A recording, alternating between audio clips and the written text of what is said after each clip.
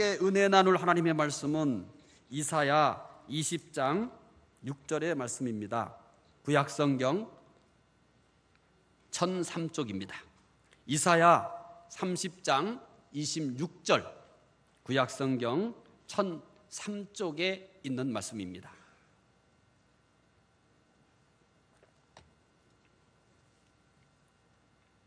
이사야 30장 26절 한 절 말씀, 우리 말씀 함께 읽겠습니다. 여호와께서 자기 백성의 상처를 싸매시며 그들의 맞은 자리를 고치시는 날에는 달빛은 햇빛 같겠고 햇빛은 7배가 되어 7날의 빛과 같으리라. 아멘. 오늘 주일 예배 참석하신 여러분들에게 하나님의 은혜와 평강이 충만하시기를 바랍니다. 오늘 예배 시작부터 여러분들의 눈을 즐겁게 드리겠습니다. 마돈나 예쁘죠? 예. 마돈나를 모르는 사람은 없습니다. 사진이 기대에 못 미쳤나요? 죄송합니다. 예배 시간이기 때문에 경건해야 되니까 이 사진을 골랐어요. 다른 사진 고르면 예배 드리는데 많은 장애가 있을 것 같아서 절제 속에서 선별해서 이 경건한 사진 하나를 골랐습니다. 그녀의 사진은 경건한 사진이 별로 없더라고요.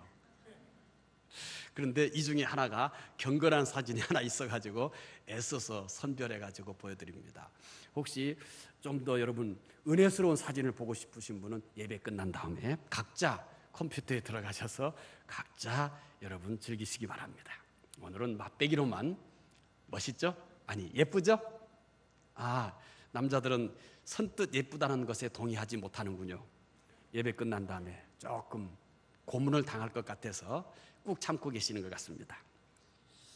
예쁘죠? 이 정도면 엄청나게 예쁘죠. 검증된 예쁜 모습인데 마돈나를 모르는 사람은 없습니다. 가수 그리고 세계적인 스타 누구나 그녀를 압니다. 제가 알면 끝난 겁니다. 저 같은 사람도 아는데 우리나라 아이돌 애들 제가 이름을 아는 친구들이 하나도 없어요. 또 연예인들도 이렇게 특별히 막 떠오르고 뭐 이러는 분들이 별로 없습니다. 뭐 5명을 대기도 어려울 거예요. 그런데 마돈나를 제가 안다. 이거 대단한 겁니다. 마돈나는 제가 안다는 것에 대해서 별 의미가 없지만은 저는 상당한 의미가 있는 거예요. 내가 마돈나를 안다는 사실이. 하루는 한 텔레비전에서 인터뷰를 하게 되었습니다. 인터뷰하는 사람은 시작은 상투적인 질문을 했습니다. 마돈나 역시 그냥 뭐 상투적인 대답을 했습니다. 이렇게 두 사람은 계속해서 TV 이렇게 진행을 하고 있었습니다. 인터뷰를 하는 사람이 이제 새로운 질문을 하기 위해서 이렇게 서두를 꺼냈습니다. 당신은 정말 모든 것을 가진 여자입니다.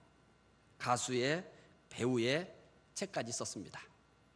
돈의, 명예, 높은 위상까지 갖추지 않았습니까?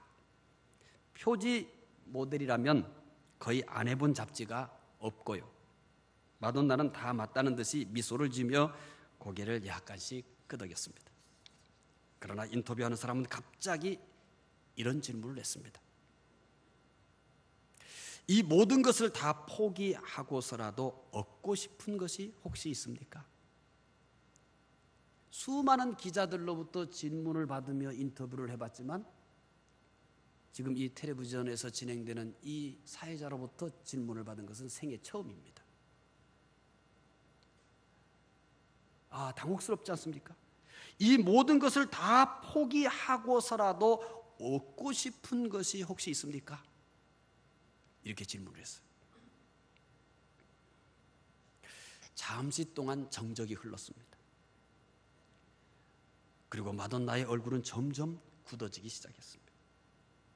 그리고 두 눈에는 눈물이 가득 고였습니다. 그리고 입술은 파르르 떨렸습니다. 그리고 한번 숨을 깊이 내쉬신 다음에 그녀가 대답을 했습니다. 엄마가 있었으면.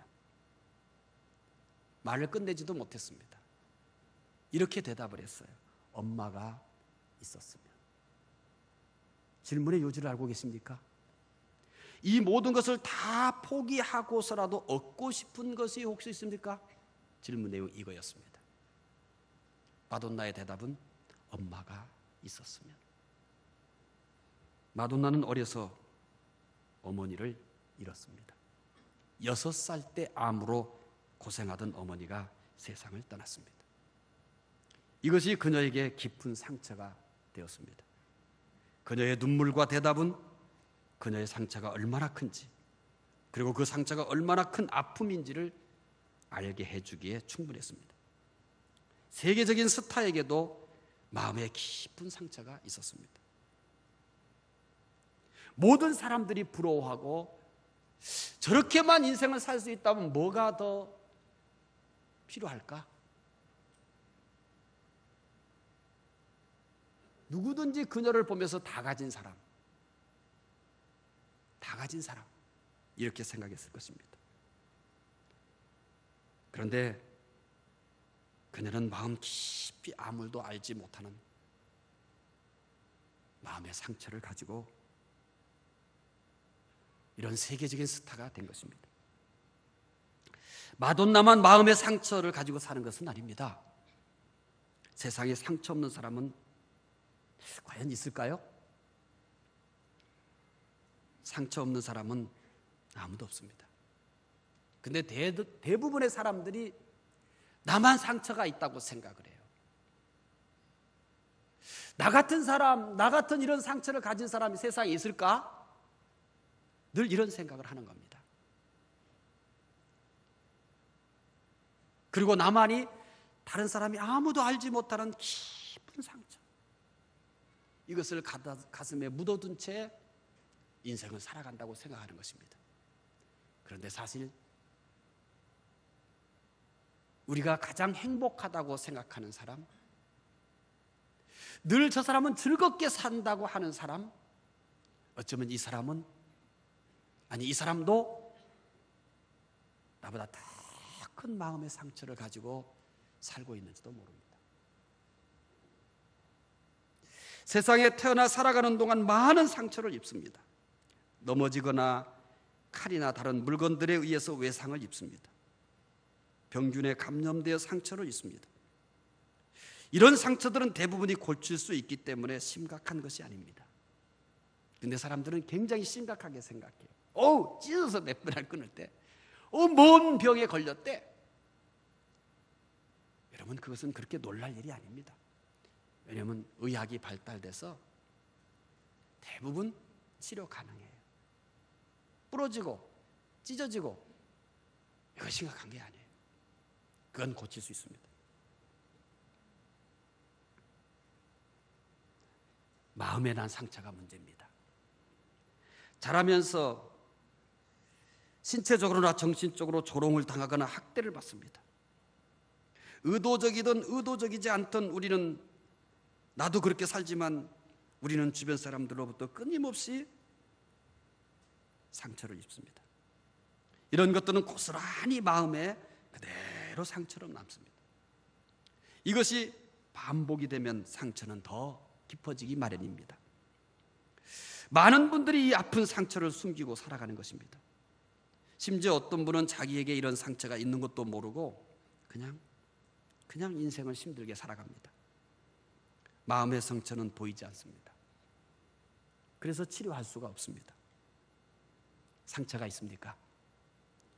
혼자만이 아는 상처를 마음에 깊이 숨기고 그렇게 살아가고 있습니까? 상처는 치료되지 않아서 때때로 내 마음속에 큰 고통을 주고 또 나 자신이 그 상처를 바라보면서 한없이 슬퍼하고 절망하고 울어보기도 합니까? 그렇다면 오늘 참 잘 오셨습니다. 정말 오늘 여러분들은 잘 오셨습니다. 왜냐고요? 오늘 이 상처를 고침받게 될 것이기 때문입니다. 잘 오셨어요. 나오는 것이 힘든 분도 있었을 거예요. 그런데 정말 잘 오신 거예요. 마음의 상처를 어떻게 고침받을 수 있을까요? 상처를 마음속 깊이 묻어놓고 살자고 다짐까지 했는데 이 상처를 절대 남에게 보여주지 않을 거야. 아니, 이 상처는 아무도 모를 거야. 이렇게 내 마음속에 가장 깊은 곳에 묻어두고 이렇게 살았는데 이 상처를 어떻게 고침받을 수 있다는 얘기일까요? 오늘 본문 이사야 30장 26절. 이제 좀 뜻을 생각하면서 읽어봅시다. 함께 읽겠습니다. 여호와께서 자기 백성의 상처를 싸매시며 그들의 맞은 자를 고치신 날에는 달은 뱉은 햇빛 같고 햇빛은 7배가 되어 7날의 빛과 같으리라. 아멘. 여기에 상처라는 단어가 보일 겁니다. 보이시죠? 상처. 여기서 상처는 조금 여러분들에게 단어적 의미를 설명해 드릴게요. 그냥 읽어도 물론 의미가 전달될 수 있습니다. 그런데 이 상처라는 단어를 썼을 때는 우리의 한글에 표현된 것보다 훨씬 더 다양한 뜻을 가지고 있었어요. 더 구체적인 뜻을 가지고 있었어요. 이 상처는 산산조각내다, 산산조각내다, 깨뜨리다, 타박상을 입히다, 낙담시키다, 이런 뜻들을 가지고 있어요. 그러니까 여기서 사용된 상처를 그러면 한 가지로 여러분들에게 뜻을 소개한다면 이렇게 소개하면 여러분 마음속에 남을 거예요. 상처는 그릇이 깨진 것처럼 마음이 깨진 것을 의미합니다. 주부들 그릇 많이 깨뜨려 보셨죠? 나이 먹은 것만큼 살림한 것만큼 그릇도 많이 깨뜨렸을 거예요. 젊었을 때는 또 덤벙대다 깨뜨리지만 나이 들면 뭐예요? 손목에 힘이 없어. 젊은 사람들은 이 말을 못 알아들을 거예요. 저는 너는 어떻게 하니? 손목에 힘은 빠진 것 같지 않은데 자주 뭐를 놓쳐요. 그리고 이제 자주 뭐냐면 음식을 먹으면서 밥을 먹으면서 수도 없이 많이 여기다가 애기하고 똑같아져. 여기다 뭐를 묻혀. 깨끗이 못 먹어요. 그래서 제 일부러 그러는 거 아니에요. 그래서 저하고 같이 먹으면서 꼭 지적을 하는 게 여기 묻었다. 한 번 식사가 끝날 때까지 두세 번은 지적을 당할 거예요. 이게 참 나 그러고 싶어서 그런 거 아니에요. 어느 날 그렇게 된 거예요. 이제 우리 여성분들한테 전 얘기를 많이 듣거든요. 이 그릇을 들 힘이 없다고, 설거지하기가 어렵다고 그렇게 얘기해요. 그러니까 많이 깨트리는 거지 뭐. 젊었을 때는 덤벙뒀으면 많이 깨트리고 나이가 들면 힘이 없어서 많이 깨트리고 많이 깨트려 봤잖아요. 그릇이 깨진 것처럼 우리 마음이 깨진 거예요. 마음이 깨진 거예요. 상처란 마음이 깨진 거예요. 어떤 사람의 마음은 깊이 패였습니다. 내가 내 마음을 보더라도 너무 깊이 파였어. 저절로 몸소리가 칠 만큼 깊이 파였어요. 그래서 아파요. 어떤 사람은 마음이 깨져가지고 산산조각이 났어요. 어떻게 모아야지? 수습이 안 될 만큼 깨졌습니다. 어떤 사람의 마음은 무너진 담처럼 완전히 무너져 버렸습니다. 사람들은 이런 상처를 고치기 위해서 여러 가지로 노력합니다. 때로는 술을 마십니다.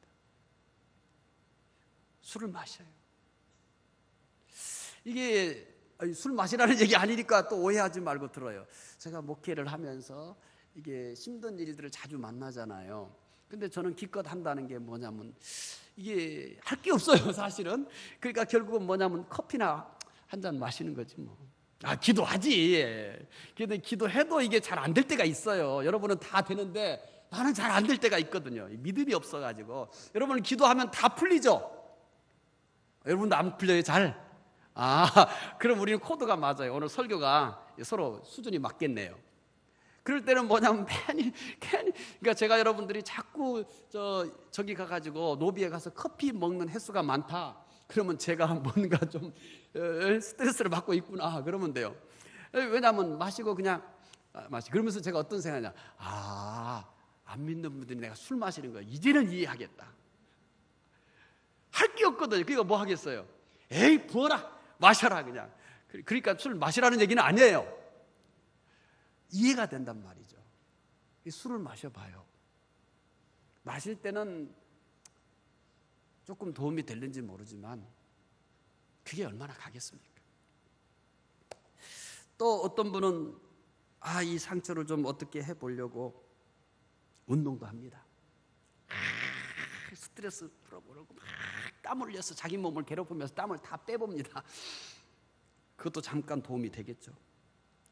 또 뭐 취미생활이라고 또 해봅니다. 때로는 또 모든 걸 내려놓고 쉬어보기도 합니다. 근데 상처가 고쳐진 것 같지만 상처는 여전히 거기에 그대로 있습니다. 왜냐고요? 이런 상처는 사람이 고칠 수 없어요. 세상 것으로 고칠 수가 없어요. 그럼 어떻게 하라고요? 그러니까 오늘 잘 오셨다고 한 거예요. 걱정하지 마십시오. 하나님께서 고친다고 합니다. 이렇게 말씀합니다. 여호와께서 자기의 백성의 상처를 싸매시며 그들의 맞은 자리를 고치시는 날에 하나님은 우리의 상처를 싸매주십니다. 어머니가 자녀의 상처를 사랑으로 싸매주듯이 하나님께서는 우리의 상처를 사랑으로 싸매주십니다. 또 아무도 알지 못했던 마음 깊은 곳에 있는 상처를 어루만지며 고쳐주십니다. 예, 얼마나 아팠니? 자기에게 난 상처보다 더 아픈 모습으로 그 상처를 어루만지며 눈물 지으면서 우리의 아버지는, 우리 하나님은 상처를 고쳐주십니다. 너무너무 감사한 것은 하나님은 못 고칠 상처가 없다는 겁니다. 못 고칠 상처가 없어요. 제 등 쪽에는 뭐 여기서 보여줄 수는 없잖아요. 이 엉덩이 있는 데인데 엉덩이가 뭐 잘나지도 못했는데 또 이렇게, 물론 우리 어머니는 제 엉덩이가 제일 이쁘다고 그랬어요. 늘 잘생겼다고 그랬어요. 근데 그 엉덩이 부분에 이제 이렇게 좀 계곡이 만들어지는 그 언덕배기에 상상이 가요? 사과를 생각하세요. 제 엉덩이를 생각하지 말고. 거기에 상처가 큰 게 있어요. 그러면서 늘 그 상처를 보면서 엄마는 슬퍼했어요. 정원아, 미안하다. 그러면서 이런 얘기도 했어요. 그 상처를 없애주고 싶었대요. 나중에 네가 크기 전에 너 모르게 그 상처를 없애주려고 했대요. 그런데 없애주지 못하고 떠나셨어요. 그 상처가 왜 생겼냐면 아빠가 그냥 성질을 부려가지고 그릇을 바닥에다 내팽개쳐 버려가지고 그 파편이 죄 없는 나한테, 근데 엄청 크게 다쳤대요. 피가 엄청나게 흘러서 죽는 줄 알았대요. 시골이니까. 그래가지고 애 하나 죽었다 생각했대요. 피가 그냥 콸콸콸 쏟아지니까. 그래서 살았는데 늘 그 상처를 보면서 정원아, 미안하다. 영원히 잊지를 못해요. 그래서 그 상처를 지워주고 싶었다는 거예요. 근데 어머니는 상처를 지워주지 못하고 가셨어요. 하나님은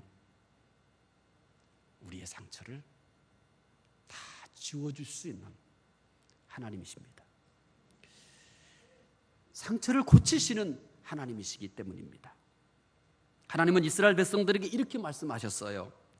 출애굽기 15장 26절입니다. 함께 읽어보겠습니다. 이르시되 너희가 너희 하나님 나 여호와의 말을 들어 순종하고 내가 보기에 의를 행하며 내 계명에 귀를 기울이며 내 모든 규례를 지키면 내가 애굽 사람에게 내린 모든 질병 중 하나도 너희에게 내리지 아니하리니 이는 너희를 치료하는 여호와임이니라. 아멘. 아멘. 하나님은 모세와 이스라엘 백성들에게 이렇게 말합니다. 나는 너희를 치료하는 여호와임이라. 여러분, 우리는 이 말씀을 단순히 이 본문에서 이 구절만 보니까 이게 어떤 말씀인지, 이스라엘 백성들이 어떻게 강력한 위로가 되었는지를 모릅니다. 그냥 글자를 읽으니까. 이스라엘 백성들이 이제 긴 광야 생활을 시작하게 되었습니다. 긴 광야 생활을 시작하게 됐어요. 긴 광야 생활을 시작하게 된 그들 앞에서 하나님이 이렇게 말씀한 거예요. 나는 너희를 치료하는 여호와라. 여러분, 광야 동안에 상처 없이 어떻게 광야를 가겠습니까? 그 수많은 사람들이 말이에요. 아무 상처 없이 광야를 간다는 것은 불가능한 것이었습니다. 그래서 하나님께서는 이스라엘 백성들에게 그렇게 말한 거예요. 얘들아, 내가 너희를 치료하는 하나님이라. 두려워하지 마라. 걱정하지 마라. 여러분들, 그들에게 무슨 약이 있겠습니까? 그들이 무슨 준비를 했겠습니까? 아무 준비 없이 그들은 60만, 실제는 전체 숫자는 약 200만 정도로 잡아요. 왜냐하면 그 당시에 사람 수를 세는 것은 장정들만 쉬었기 때문에 그렇습니다. 그들은 아무런 준비가 없는 거예요. 병원도 없어요. 뭔 약이 있겠어요? 그런데 이 긴 여정의 길을 시작하기 전에 하나님이 그들에게 말한 겁니다. 나는 너희를 치료하는 여호와라. 치료하시는 하나님께서 그들 앞에서 인도하시니 두려울 게 뭐가 있겠습니까? 상처를 치료하시는 하나님이시니까요. 오늘 우리도 광야와 같은 세상을 살고 있습니다. 이스라엘만 광야를 걷는 게 아니에요. 어쩌면 이스라엘이 걸었던 그 광야보다 오늘 우리가 가는 이 광야가 더 험난합니다. 더 위험합니다. 더 많은 상처를 입습니다.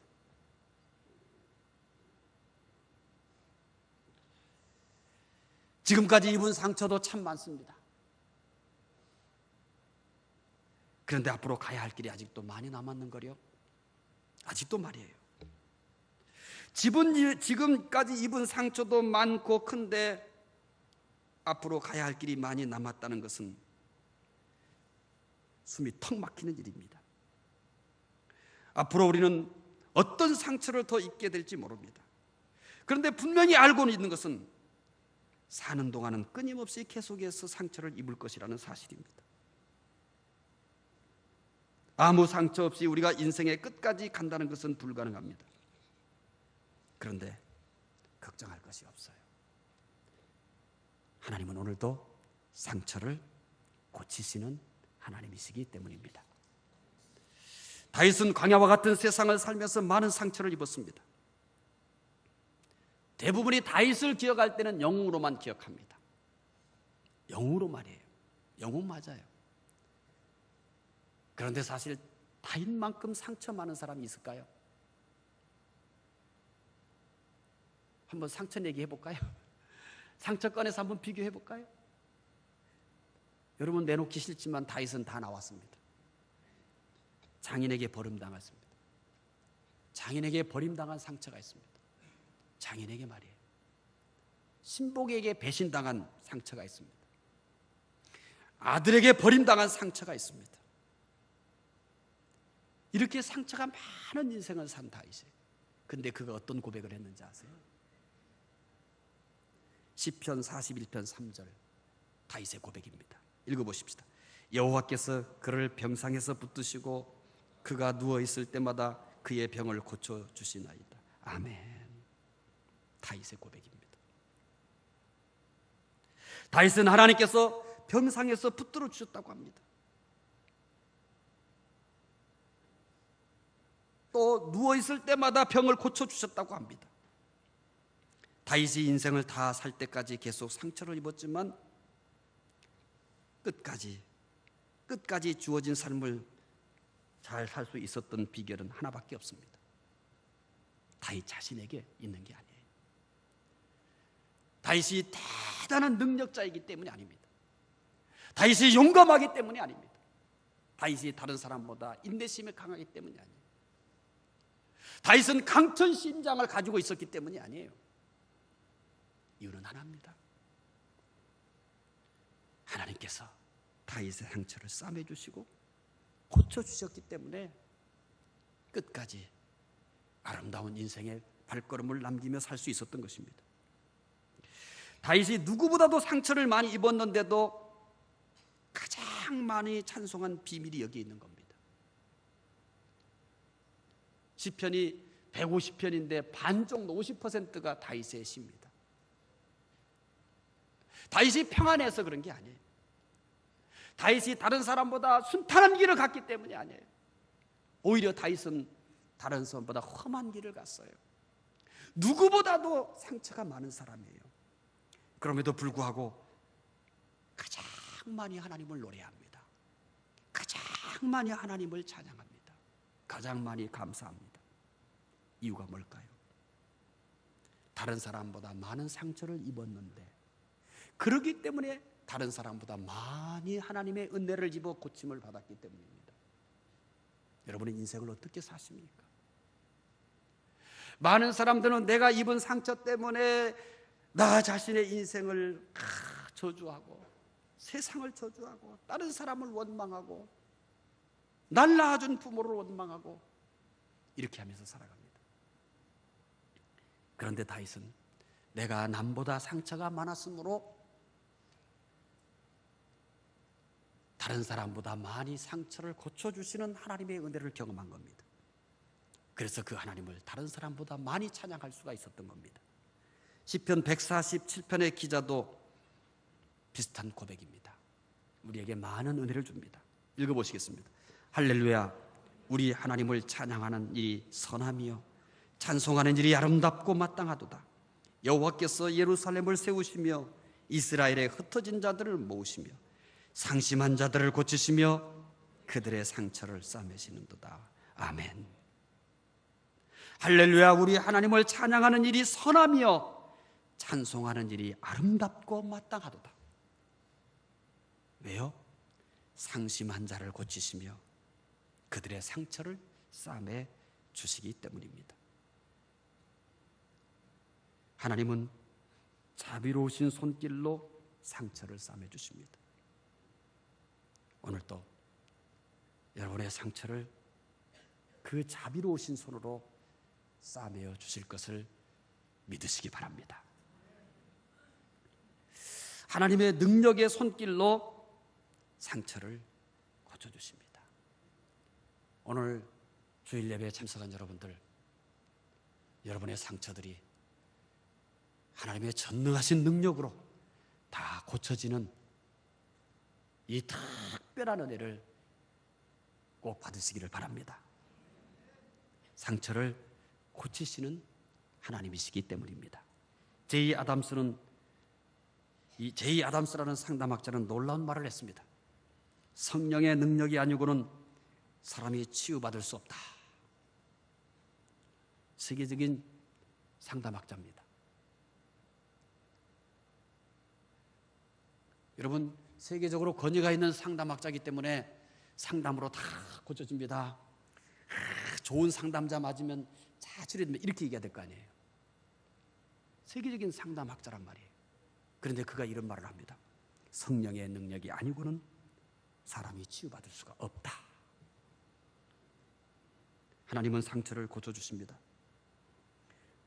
하나님은 상처를 고쳐주시는 것만으로 끝나지 않습니다. 오늘 여러분은 더 놀라운 하나님의 은혜를 만나게 될 겁니다. 하나님은 우리의 상처를 고쳐주시는 것만도 감사해요. 그것만으로도 감당할 수 없는 은혜예요. 그런데 하나님은 상처를 고쳐주시는 것으로 끝나지 않습니다. 더 놀라운 일을 합니다. 그 더 놀라운 일이 뭡니까? 이사야 30장 26절입니다. 더 놀라운 일을 여러분 이 말씀을 읽으시면서 찾아보시기 바랍니다. 읽겠습니다. 여호와께서 자기 백성의 상처를 싸매시며 그들의 맞은 자를 고치시는 날에는 달빛은 햇빛 같겠고 햇빛은 7배가 되어 7날의 빛과 같으리라. 아멘. 가능하면 이 말씀을 좀 외우시면 은혜가 될 겁니다. 하나님께서 하신 더 놀라운 일이 뭡니까? 하나님께서 우리의 상처를 고쳐주시는데 그것만으로도 놀라운 일이 아닙니까? 그런데 상처를 고쳐주실 뿐만 아니라 더 놀라운 일은 뭡니까? 상처가 영광이 되게 하신다는 얘기입니다. 하나님께서 상처를 싸매시고 고치신 후에 이렇게 합니다. 달빛은 어떻게 돼요? 햇빛 같겠고, 햇빛은 어떻게 돼요? 7배가 된다. 달빛은 햇빛 같고 햇빛은 7배, 7날의 햇빛과 같다라고 말합니다. 상처가 있는 곳에는 어둠이 있습니다. 상처가 많은 사람은 먼저 마음이 어둡습니다. 마음이 어두면 그것이 어디로 표현될까요? 얼굴로 그대로 표현됩니다.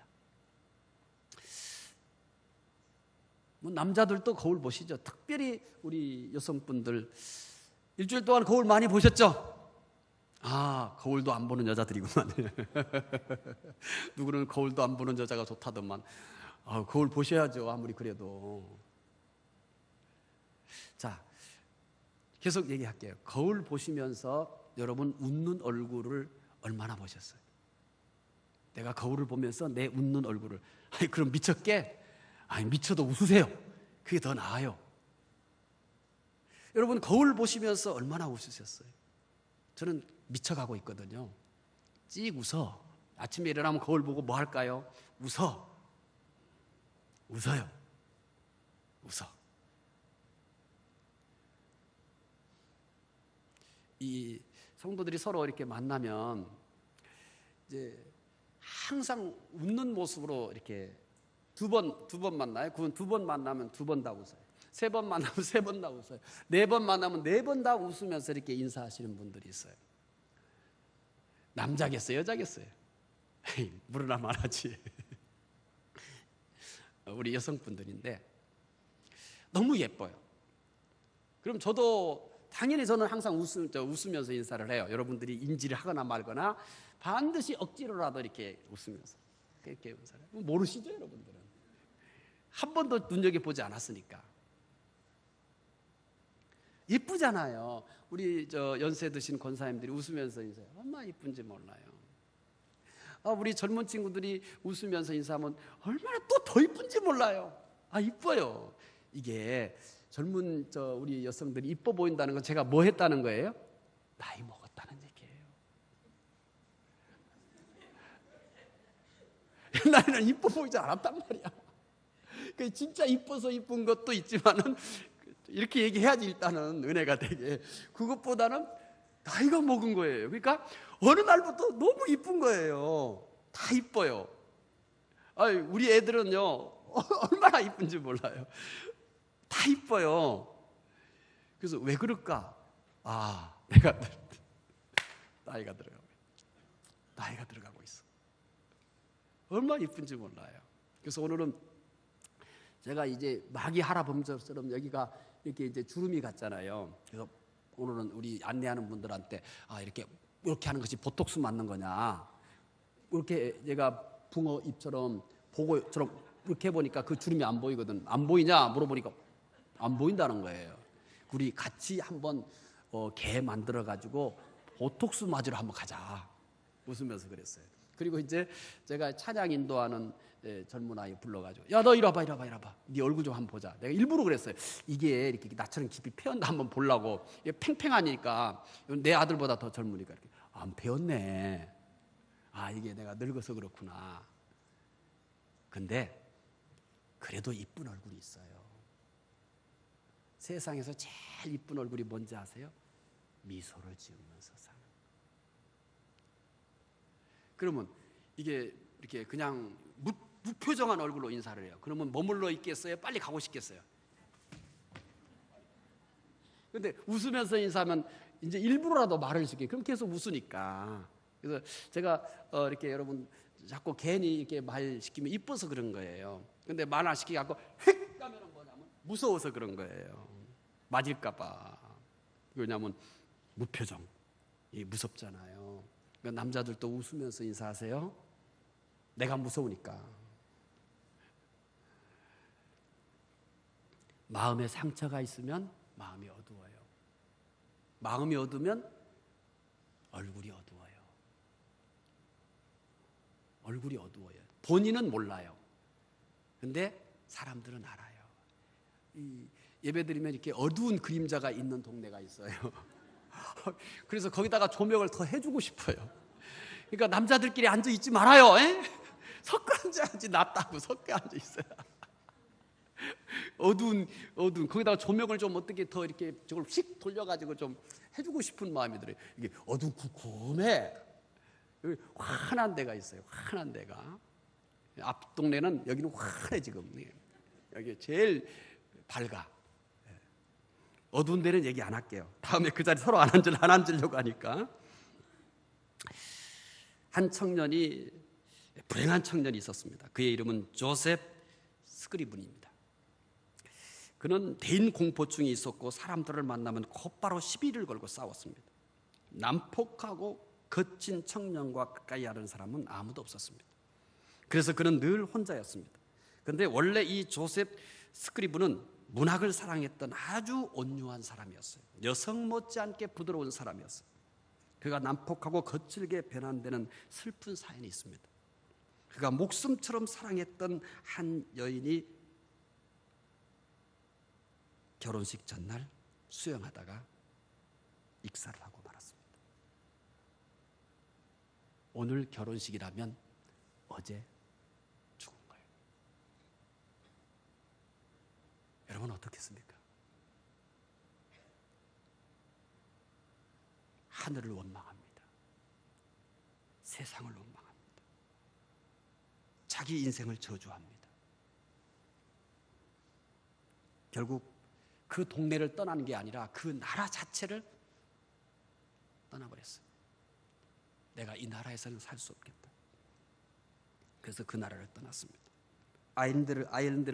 아일랜드를 떠나 캐나다로 정착했습니다. 그렇지만 그곳에 가서도 여전히 뭐냐면 그렇게 힘들게 살았어요. 그런데 거기서 놀라운 일이 벌어졌습니다. 하나님을 만난 거예요. 하나님을 만났어요.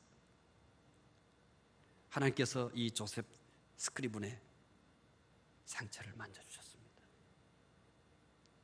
그리고 치료해 주셨어요. 치료하시는 것으로 끝나지 않았습니다. 그 상처가 보석이 되게 하셨어요. 그 상처가 면류관이 되게 하셨어요. 그 상처가 영광이 되게 만들었어요. 제 집 맡은 우리 구주, 그가 지은 찬송입니다. 우리는 그냥 이 찬송을 이름 없이 생각 없이 부르지만 이런 사연을 가지고 있던 친구가 그리스도를 만나서 이 찬송을 지은 거예요. 이 찬송은 믿는 사람이라면 제일 좋아하는 찬송입니다. 우리의 마음을 촉촉히 적힙니다. 이런 배경을 알고 있지 못하더라도 이 찬송을 부르면 우리는 그 기운을, 그 은혜를 느낄 수가 있어요. 우리 한번 369장 같이 찬송 불러보십시다. 뜻을 좀 생각하시면서 이 조셉 스크리븐, 왼쪽 여러분 상단에 보시면 J 스크리븐이라고 써져 있습니다. 영어로 표기되어 있습니다. 369장. 제 집 맡은 우리 구주 어찌 좋은 친구인지 걱정 그심 무거운 짐 우리 주께 맡기세.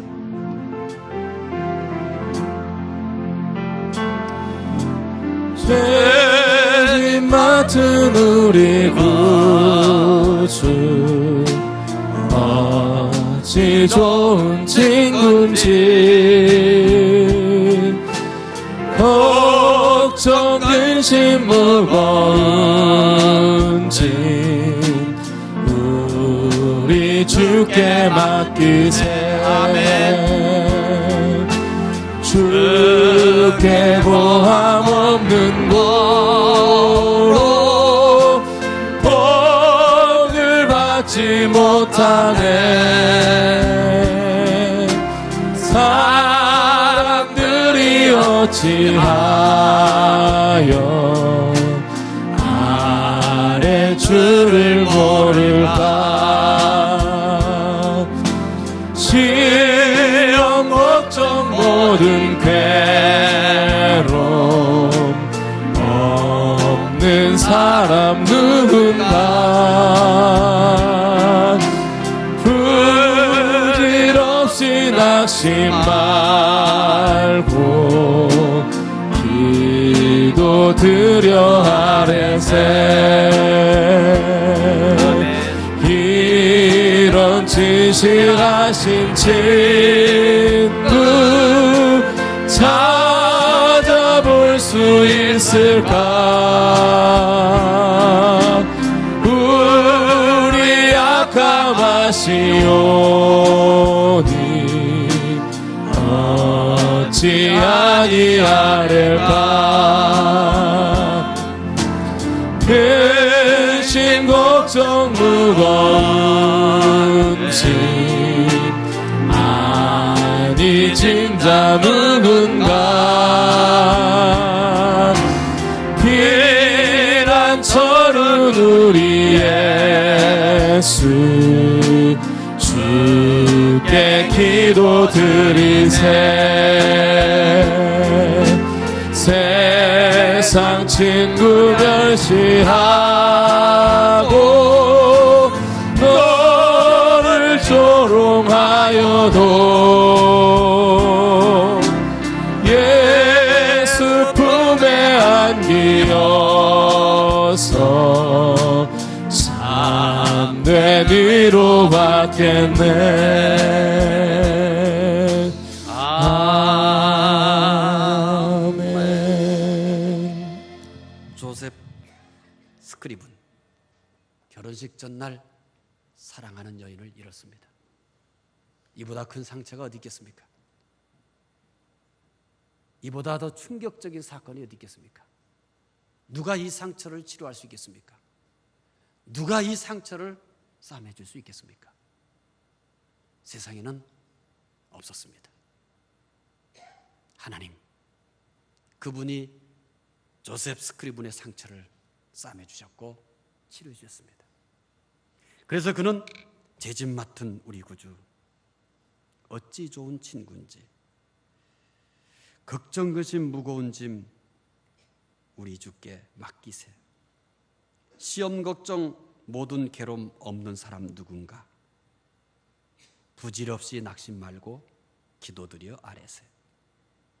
근심 걱정 무거운 짐 아니진 자 누군가, 피난처는 우리 예수 주께 기도드리세.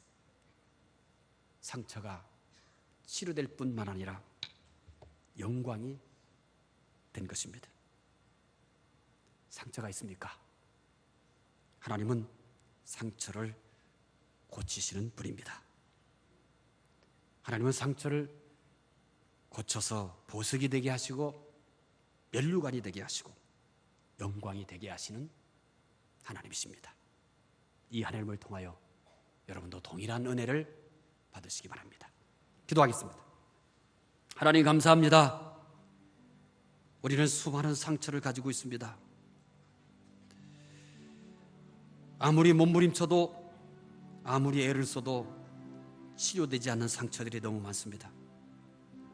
상처를 고치시는 하나님, 오늘 우리의 상처를 고쳐주시옵소서. 상처를 고쳐주실 뿐만 아니라 그 상처가 보석이 되게 하옵소서. 그 상처가 면류관이 되게 해 주시옵소서. 그 상처가 영광이 되게 해 주시옵소서. 감사하며 예수 그리스도 이름으로 기도드리옵나이다.